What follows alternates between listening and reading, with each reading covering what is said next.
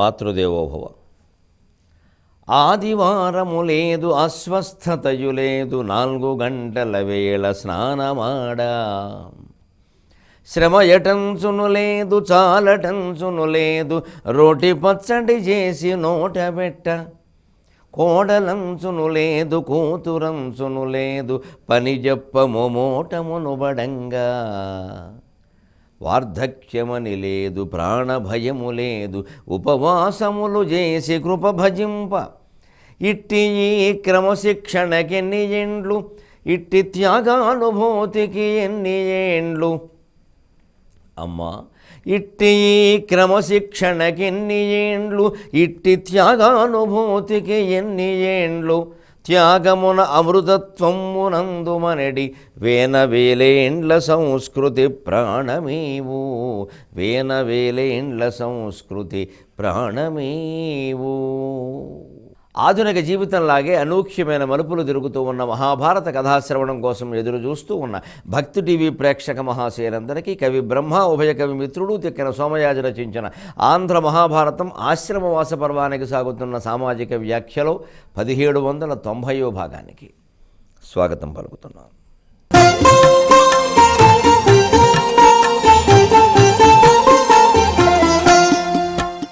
విదురుని తేజస్సు ధర్మరాజులో లీనమైంది. దానికి కారణాలు మనం శాస్త్రీయంగా సప్రమాణంగా భారతమే కాకుండా ఇతర గ్రంథాలు ఆధారంగా కూడా రుజువు చేసుకున్నాం.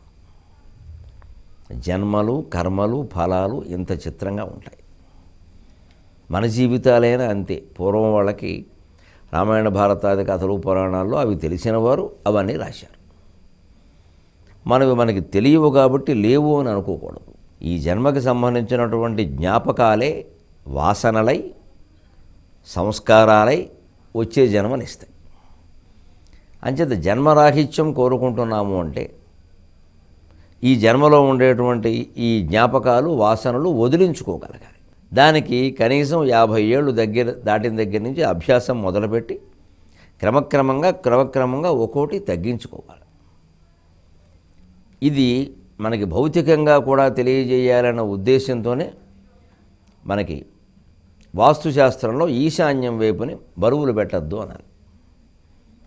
ఈశాన్యం అంటే ఈశ్వరుడు దిక్కు. ఈశ్వరుడు కైవల్యాన్ని ఇస్తాడు. కైవల్యం అంటే కేవలస్య భావం. కైవల్యం కేవలంగా తాను మాత్రమే ఉండడం ఆత్మస్వరూపుడే. దానికి ఏమి అంటింపులు కత్తిరింపులు ఏమున్నా అవన్నీ వాసనలే. ఆ కైవల్యాన్ని మనం పొందాలి అంటే ఉండగానే ఆ వాసనలు తగ్గించుకోవాలి. అందుకే ఈశాన్యంలో బరువులు పెట్టద్దు అంటారు. బరువులు లేకపోతే బాధ్యతలు ఉండవు. బాధ్యతలు లేకపోతే తాపత్రయాలు ఉండవు. తాపత్రయాలు లేకపోతే వాసనలు జ్ఞాపకాలు ఏమీ ఉండవు. ఇది సారాంశం.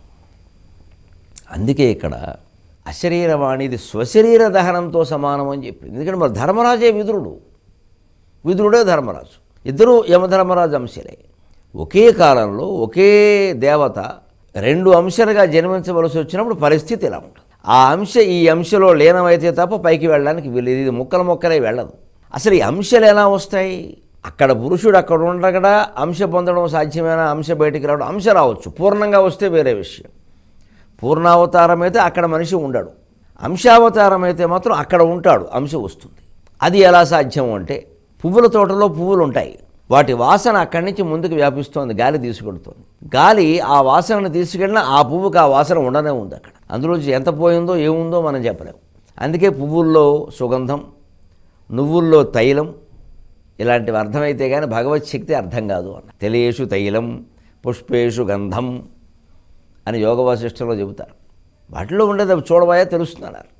అంటే భగవంతుడు అని ఒక రూపకల్పన చేసేసి ఇంకా రూపాన్నే పట్టుకుని వేలాడుతూ ఉండడం వల్ల మనకి ఎవరికి ఏ విషయమో అర్థం కాకపోగా తగాదాలు, పిచ్చి, గుడి నమ్మకాలు మిగిలాయి.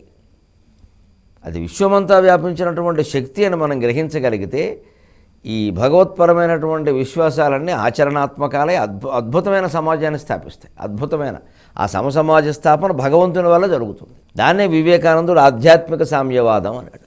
అంతా ఒకటైన భావన ఉన్నప్పుడు ఇంకేమిటండి, ఎవరు దోచుకుంటాం, ఎందుకు అనిపిస్తుంది దోచుకోవాలని? అసలు ఆ భావనను ఎప్పుడూ స్థిరం చేసుకుంటూ ఉండాలి.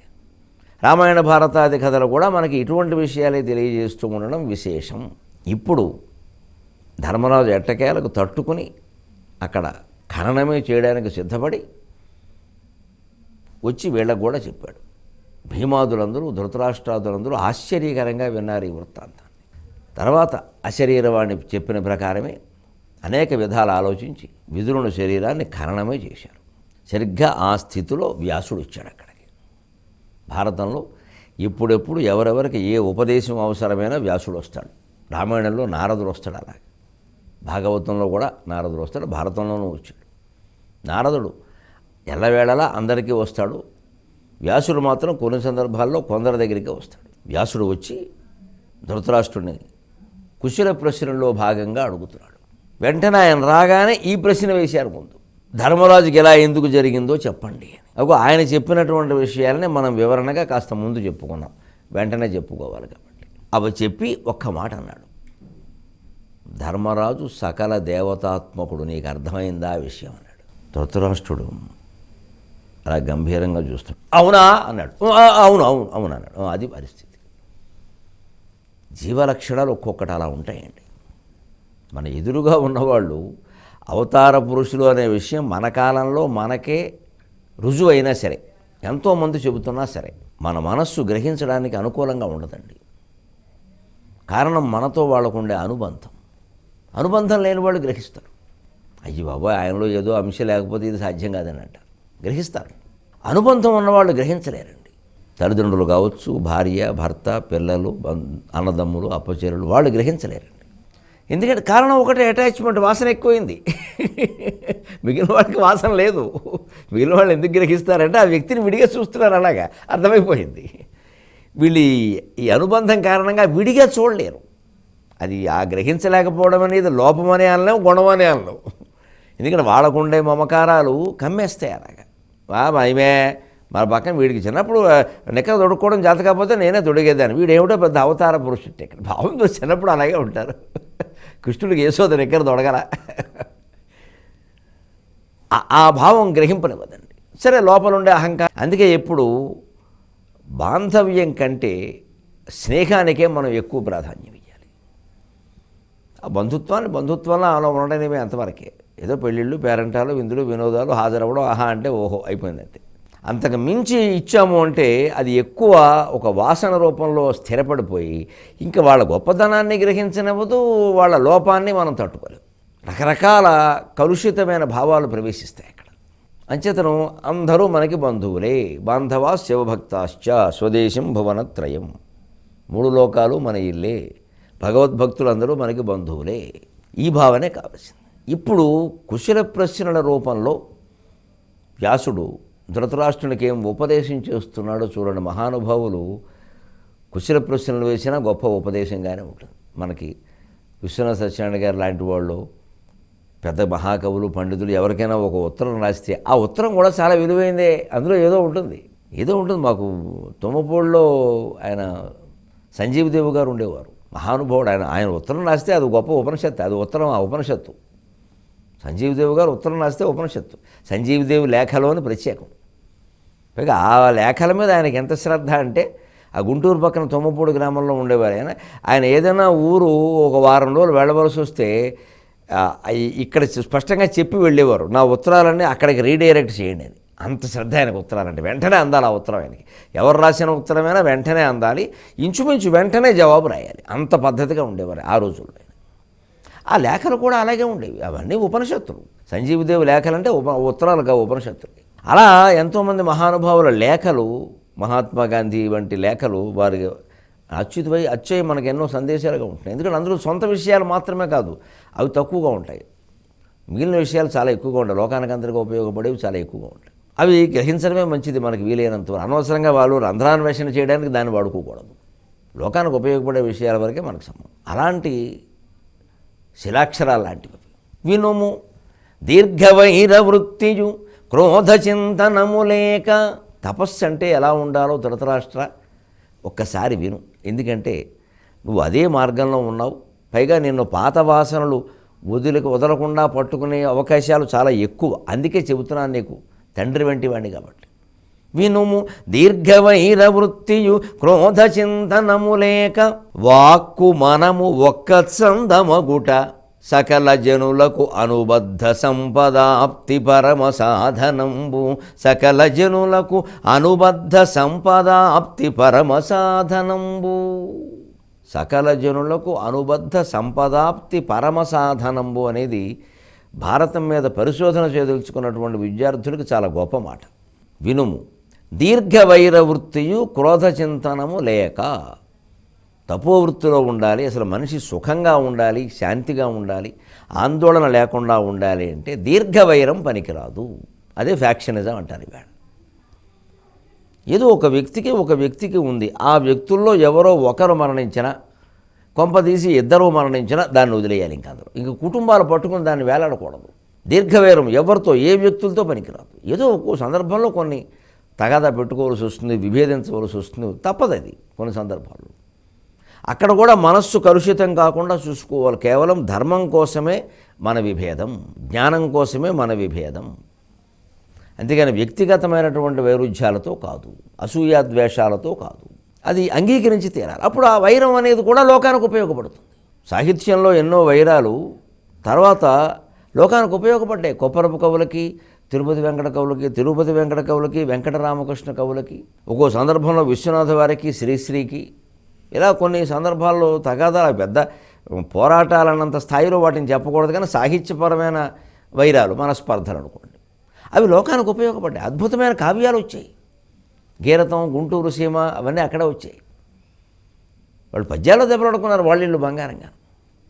దానికోసం వందల పద్యాలు రాశారు. నన్ను ఇలా అంటావా అని 10 పద్యాలు, నువ్వంటే నేను ఊరుకుంటానా ఆయన 10 పద్యాలు. వాళ్ళు దెబ్బలాడుకున్నారు, కానీ మనకు అమృతప్రాయమైన పద్యాలు దొరికాయి. గీరతం అనేటువంటి కావ్యాన్ని ఇటీవల తెనకేళ్ల భరణి గారు మళ్ళీ వేయించారు. ఏవో తాత్పర్యాలు కూడా రాశారు. అవి చూస్తే చాలా ఆనందం కలుగుతుంది. అసలు ఏమిటంటే, ఒకప్పుడు ఆంధ్రదేశం ఇంత వైభవంగా ఉండేదే, ఇంత ఆత్మాభిమానంతో, ఇంత పౌరుషంతో, ఒక్క మాట అంటే కూడా పడకుండా. అసలు పండితులు ఒకళ్ళొకళ్ళు ఇలా అనుకునేవారా ఈ భాషలో? ఎందుకంటే పద్యాల్లో భాష కూడా మరి బాగుంటుందిగా. దానికోసం కొత్త పదాలు, ఏదో జీలుగుబెండు పర్వం, ఆ పర్వం భారతంలాగే జీలుగుబెండు పర్వం, కాకరపొర్రు పర్వం, మేకు బిగింపు పర్వం పేరు మేకు బిగింపు, ఇంకోళ్ళు జీలుగుబెండు పర్వం. ఈ వీళ్ళు వాళ్ళని, నువ్వు జీలుగుబండి లాంటి వాడు నువ్వేమిటన్నాడు. సీసాకి పెట్టే మూత జీలుగుబండి అంటే, అవును మీలాంటి దుష్ట కవులు అనేటువంటి సీసాలకి మేము జీలుగుబండి అని సమాధానం చెప్పారు వాడు. ఈ కవి సీసా అయినప్పుడు ఆయన జీలుగుబండి మూత. అయితే నేను పట్టకార పెట్ట తీస్తా అని ఆయన, అవన్నీ పద్యాల్లో. అది ఎంతో చిత్రంగా ఉంటాయండి అవి. కానీ అంతా మళ్ళీ అలా అంత తగాదాలు ఆడుకున్న వాళ్ళు తర్వాత అవి ఉపశమించిన తర్వాత పరమ ఆత్మీయంగా పద్యాల మాలికలు చెప్పుకున్నారండి ఒకరి మీద ఒకరు. పద్యాల మాలికలే ఏకంగా 55 పాదాలు 65 పాదాలు ప్రశంసించుకుంటాం. ఎందుకంటే వాళ్ళ హృదయాల్లో ఏం లేదు. ఒక సాహిత్యవేత్త, ఒక కవి అంటే, నేను ఆ రంగంలో ఉన్నవాడుగా చెబుతున్నా, హృదయంలో ఉండదండి. అది పైపోయిన అంతే. ఇది ఇంక హృదయం వరకు వెడితే ఖచ్చితంగా కుళ్ళిపోతాడు, బీపీ షుగర్లు వచ్చేస్తాయి. అవి ఏమీ రాలేదు అంటే అది హృదయంలోకి వెళ్ళలేదు విషయం. అది ఆ మెదడు దగ్గర అయిపోయింది. అదే యోగం. అదేదో అవసరమైంది, ఒక్కోసారి పౌరుషం వస్తుంది, దానికే ఉంది, పెట్టుకుంటాం, అక్కడ వదిలేస్తాం దాన్ని. మళ్ళీ తర్వాత అంతా గప్చిప్పే, ఎక్కడ దగ్గర అక్కడ గప్చిప్, అంతే. లోకానికి కొంత మేలు. అలా ఆపేయాలి. దీర్ఘవైర వృత్తి పనికిరాదు. అలాగే క్రోధ చింతనము, ఎప్పుడు ఏమిటో ఎదుటి వాళ్ళని ఏదో చేసేద్దాం, వాళ్ళకి ఏదో జరిగిపోవాలి.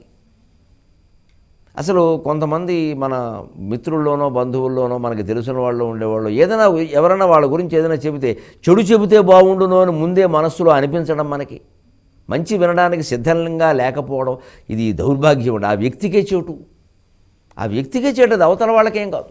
అదే క్రోధ చింతన. ఆ దీర్ఘవైరము, క్రోధ చింతన లేకుండా వాక్కు మనము ఒక్క చందం ఒకట, మాట మనస్సు ఒక్క చందమై అదే చర్యలో కనపడితే అప్పుడు సకల జనులకు అనుబద్ధ సంపదాప్తి పరమ సాధనంబు. ఈ అనుబద్ధ సంపదాప్తి పరమ సాధనంబు తిక్కన గారు తత్సమ భాషలో రాసినా కూడా తాత్వికంగా చాలా గొప్ప మాట. అనుబద్ధ సంపదలు ఆప్తి పొందడానికి పరమ సాధనము అన్నాడు. ఏమిటి? మాట మనస్సు చేత ఒక్కటి కావడం. దీన్నే త్రికరణ శుద్ధి అంట. ఇది ఒకటి కావాలి అంటే ముందు కోపం ఉండకూడదు, దీర్ఘమైన వైరం ఉండకూడదు. అసలు వైరం పనికిరాదు అని కాదు, ఏదో ప్రవేశిస్తుంది, అనేక రకాల కారణాల వల్ల చికాకులు గొడవలు వస్తాయి. దాన్ని అక్కడ వదిలేయాలి, అంతటితో వదిలేయాలి, అయిపోయింది అంతే. ఓ కొమ్మ నరికి పారేసాం, గొడవ వదిలిపోయింది అంతే. ఇంకా దాన్ని పెంచకూడదు. ఇంకా ఆ తర్వాత ఆ వ్యక్తి గురించి ఏ విషయం తెలిసినా దాన్ని పునాదిగా చేసుకుని ఆలోచించకూడదు. కొత్తగా ఆలోచించాలి, తాజాగా ఆలోచించాలి. అప్పుడు హాయిగా ఉంటుంది ఆ వాతావరణం. అదే ఎప్పుడూ మనిషికి, సమాజానికి కూడా. అందుకని అనుబద్ధ సంపదలు ఏమిటండి? మనకు అనుబద్ధమైన సంపదలు ఆప్తి పొందడానికి పరమసాధనం అన్నాడు సకల జనులకు అన్నాడు. అనుబద్ధ సంపదలు అంటే జన్మాంతరమైనటువంటి కర్మ వల్ల మనని చేరవలసినటువంటి కొన్ని అదృష్టాలు కూడా మనస్సు కలుషితమైతే ఆ జన్మకి చేరవు, వచ్చే జన్మకి వాయిదా. కాకినాడ ఓడరేవులోను, ముఖ్యంగా విశాఖపట్నం ఓడరేవులో, మొన్న సింగపూర్ ఓడరేవులో చూశాను నేను సముద్ర తీరంలో. ఆ వచ్చిన ఓడల కంటే దూరంగా ఉన్నవి కూడా చాలా ఎక్కువగా ఉంటాయి. 10-15 ఉన్నాయి సింగపూర్లో. ఏమిటి ఇవన్నీ అన్న? వాటికి ఇంకా రావాల్సిన అనుమతి పత్రాలు కొన్ని రాలేదండి, కొన్ని ఏమో సరుకు దింపారండి, మళ్ళీ ఎగుమతి కోసం ఆగేయండి, ఏవో కారణాలు ఉన్నాయన్నారు. అలాగే ఆ అనుమతి పత్రాలు లేకపోతే ఓడ ఎలాగైతే తీరానికి రాకుండా మధ్యలో ఉండిపోతుందో, మన మనస్సు కనుక పూర్వజన్మకు సంబంధించిన ఐశ్వర్యాలను అనుమతించే విధంగా రాగద్వేషరహితంగా లేకపోతే ఈ జన్మ కూడా ఈ దరిద్రం అనుభవించక తప్పదు. ఎందుకంటే అది రావడానికి సిద్ధంగా ఉంది, నువ్వు రానివట్ల. పరమాన్నం ఉండడానికి పదార్థాలన్నీ సిద్ధంగా ఉన్నాయండి. బాగుందండి, పొయ్యి వెలిగించి పొయ్యి మీద గిన్నె పెట్టద్దా? ఏమిటి పొయ్యి మీద పోసేస్తామా? పరమాన్నం పట్టుకెళ్ళి ఓ గిన్నె ఉండాలిగా. అదే పాత్ర, దాన్నే పాత్రత అన్నారు వేదాంతంలో. పాత్రత, ఇక్కడ పాత్ర.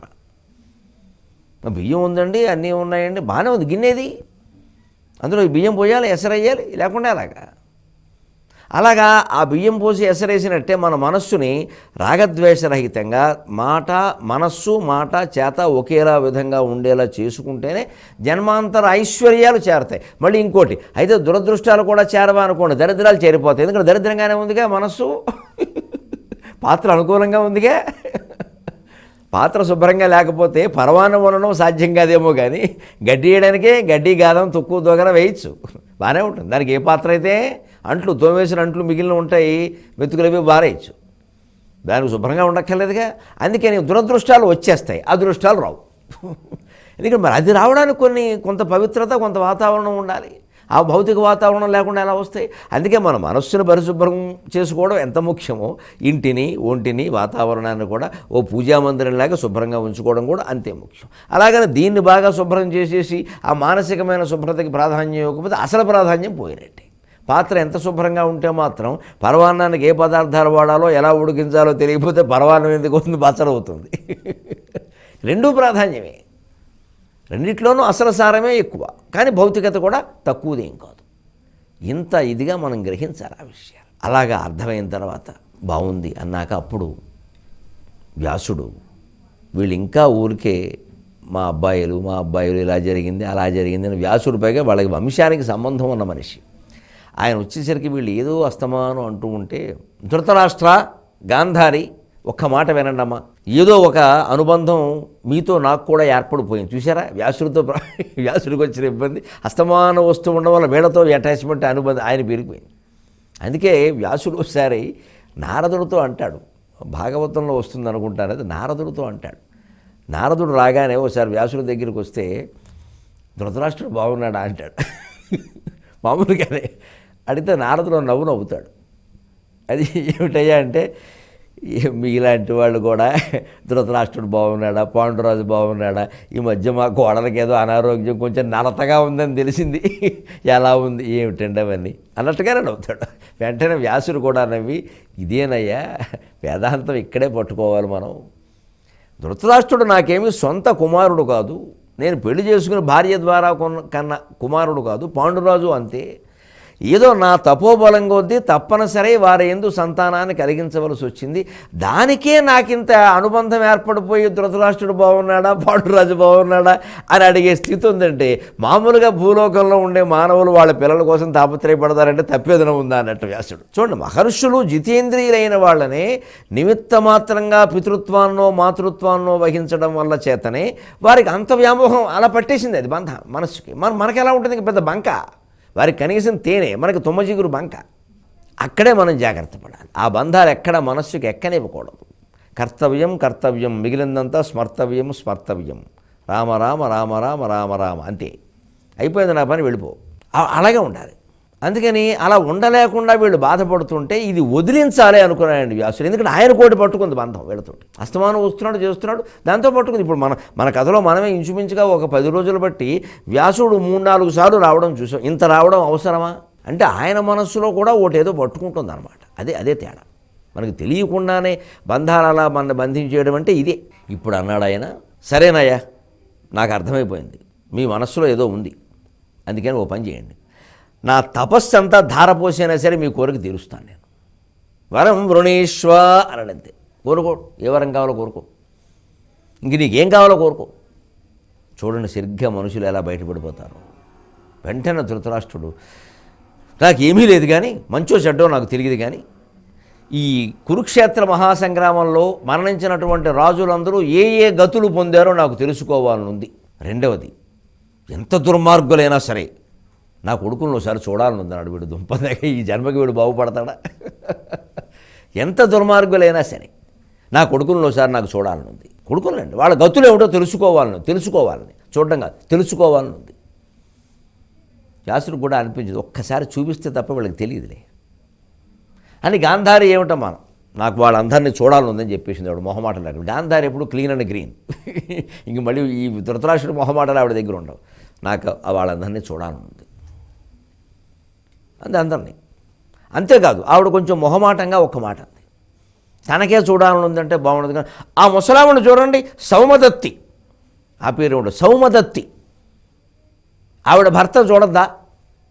ఆవిడ అత్తగారు ఆవిడ భర్తను చూస్తున్నట్టు, ఆవిడ అత్తగారు, ఇంతమంది ఉన్నారు అక్కడ. వీళ్ళందరూ సౌమదత్తి, అత్తన్వి పత్ని, అత్తన్వి అత్త, అప్పడతి అత్త. తెక్కిన గారు మాట్లాడేవి. సౌమదత్తి పత్ని, అత్తన్వి అత్త, అప్పడతి అత్త. ఈ అత్తన్వి అత్త, అప్పడతి అత్త, ఈ సౌమదత్తి పత్ని ఏమిటి ఈ వరసలు? దీనికి మన ఆచార సంప్రదాయాల్లో ఉండే ఒక ముఖ్యమైన కర్మకాండకి సంబంధం ఏమిటి?